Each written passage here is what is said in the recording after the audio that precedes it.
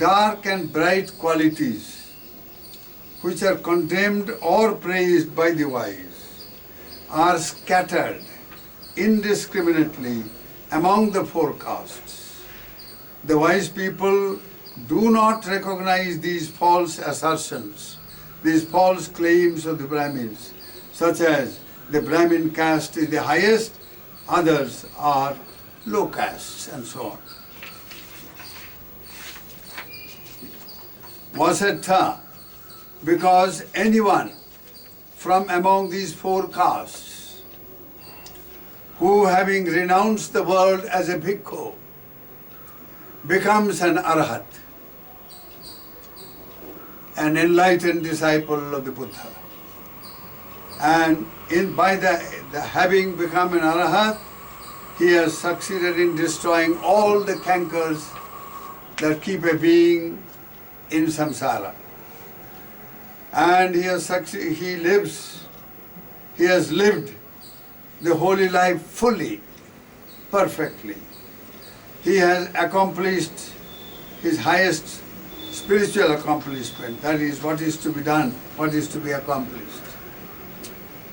He has laid down the burden of samsaric, the kilesha, the evil, and reached the highest goal of enlightenment and freedom from samsara.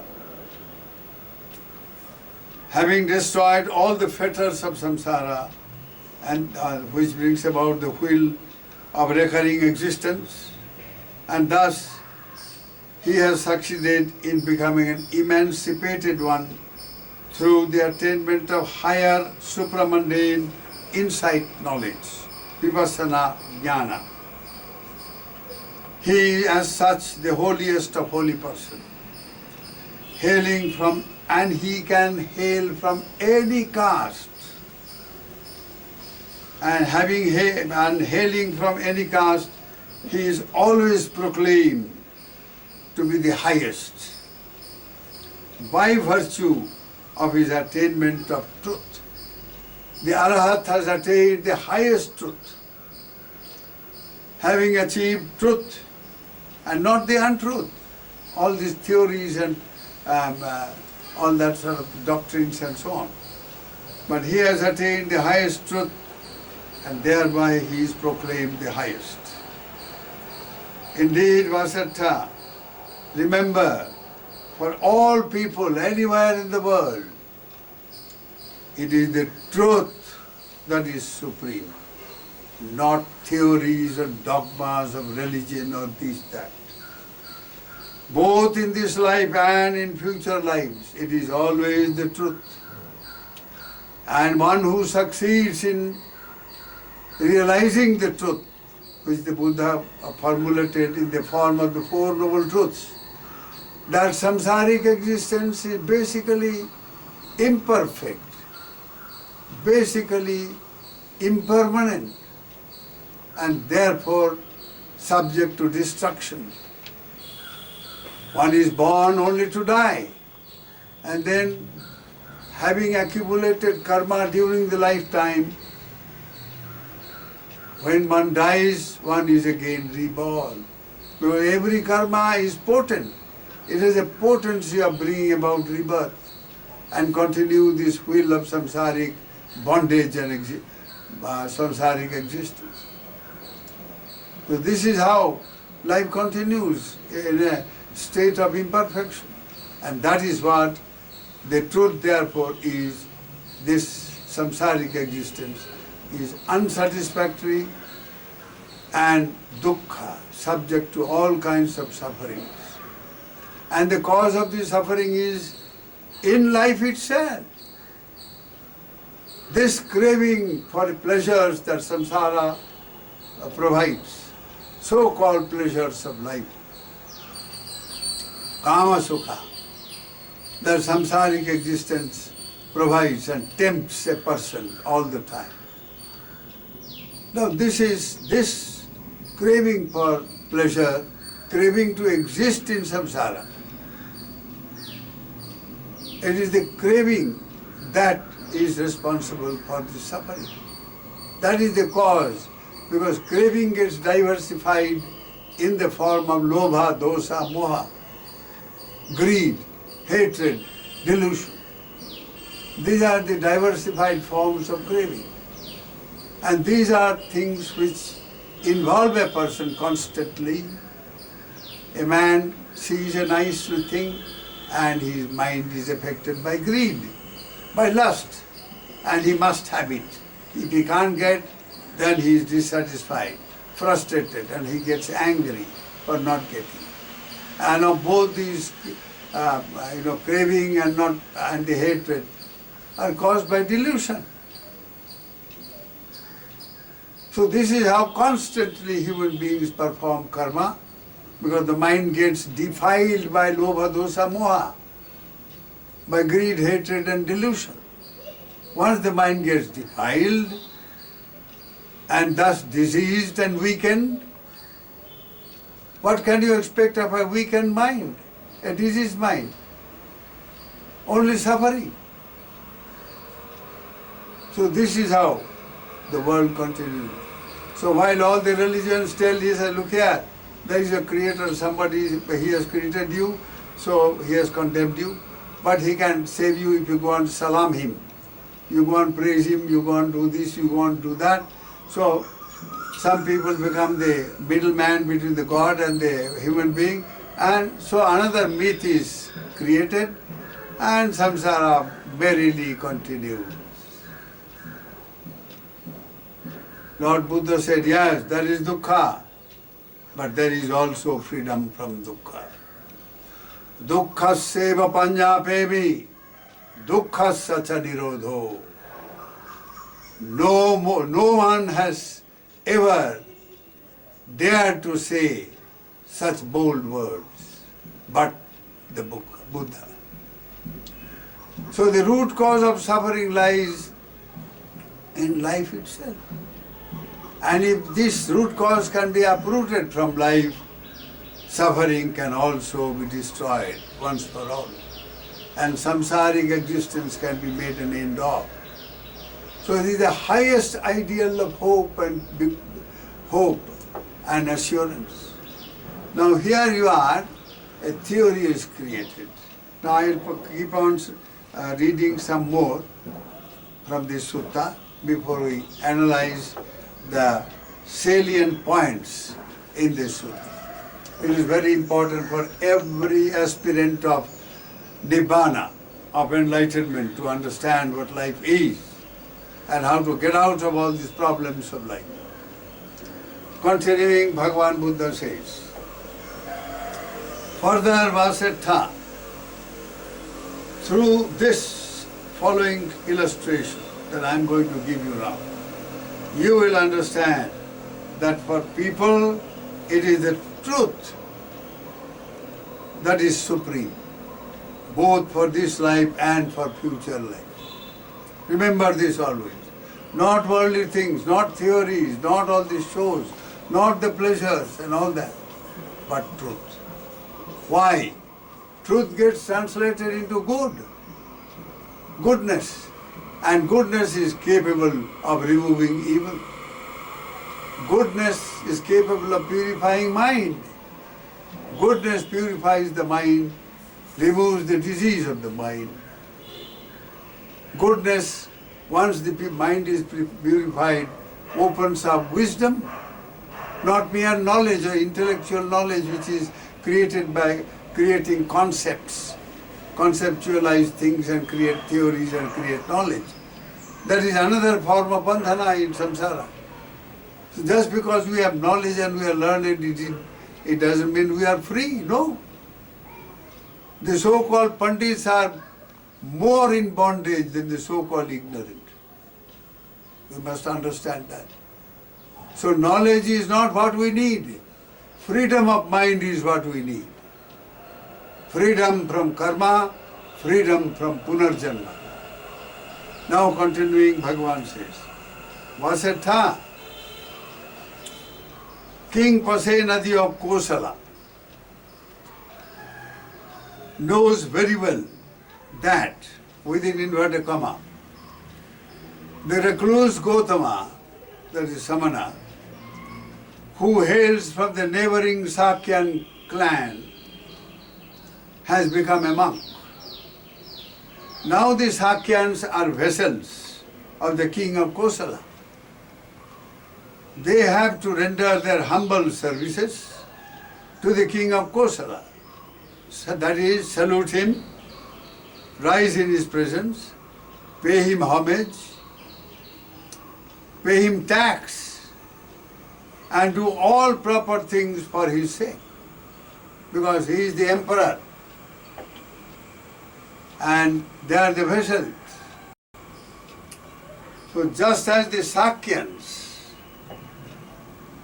have to render their humble services to the king of Kosala, salute him, rise in his presence, pay homage to him, and do all such necessary things required for him. In the same way, the king Pasenadi of Kosala renders humble service to the Tathagata, to the truth finder, the bearer of truth, who has become the very embodiment of ultimate truth. He renders humble service. Pasenadi himself renders, though he is their emperor, he renders humble service to the Tathagata. He salutes him, rises in his presence, pays homage to him, and does all such necessary things required for him. And why so? Because, Asetta, King Pasenadi thinks, well, I am not a sublimely born, so exalted, supremely enlightened one is spiritually reborn. He has become the very embodiment of truth. I am not so sublime as the recluse Gautama. In comparison, I am born in an ordinary way, in a womb. The Buddha was not born, as Buddha he was not born in a womb. He was born in enlightenment, in Jnana Samudra, in the ocean of enlightenment and wisdom. He became the very embodiment of wisdom. The recluse Gautama is spiritually mighty. He is truly the Almighty. If there is anyone who can be called an Almighty, it is only the Buddha, the supremely enlightened teacher of gods and men, who can be Almighty. The others who call themselves Almighty is just fake, nakli Almighty. Fake Almighty. Now, in comparison, never mind about Almighty, I am weak. I am subject to lust and greed and hatred and delusion, subject to karma, subject to rebirth. The recluse Gautama shines majestic. In comparison, I am of minute glory as a king. I am king today, tomorrow I will be off. Like these ministers who are off the chair anytime. The recluse Gautama is illustrious. 2,500 years, 600 years now. Hundreds and thousands of kings throughout the world have come and have gone, have died. They are lost in the, in the darkness of history. But the name of the Buddha shines illustrious. He is the savior in the true sense of the term. And so this illustrious Buddha, in comparison, I am only an unnoted king. I am nothing in presence of him. So this is how he thinks. He comes to me, holds my feet and kisses my feet and says, "Oh Lord, you are so glorious. You are a Kshatriya, I am also a Kshatriya. You are a Kosalan, I am also a Kosalan," etc. But you are the illustrious, the teacher of gods and men. And you are the Dharma Dhaja, the flag of truth. It is to honor this truth in the Buddha. He is the Dhammakaya, the very embodiment of truth, the spiritual body. Buddha has two bodies, the physical body as well as the spiritual body. That spiritual Buddha, body Buddha continues. So long the Buddha's teachings continue, because his Dhamma, his teaching is his Dhammakaya. So it is to honor this truth, to glorify this truth, to worship this truth, and out of devout reverence for this truth, that the King Pasenadi of Kosala renders such humble service to the Tathagata, the truth finder, the bearer of truth. He salutes him, rises in his presence, pays homage to him, and does all such necessary things required for him. Even from this ordinary illustration, my dear Vasetta, you will understand that truth alone triumphs. Truth alone is supreme for the people, for all people, both for this life and in future life. Now, Vasetta, though all of you hail from different castes, have different names, are of different status and different families, now having renounced the household life, you have become monks. So, if you are asked, who are you? You should reply in the truthful way, saying, we are monks, we are no castes, etc. And we are the followers of the sage of the Sakyas, the supremely enlightened Buddha. Vasetta, one whose faith is settled, is firmly established in the Tathagata, the bearer of truth, and whose faith is fully, totally rooted, well established, and unshakably firm in these three saranas, Buddha, Dhamma, Sangha.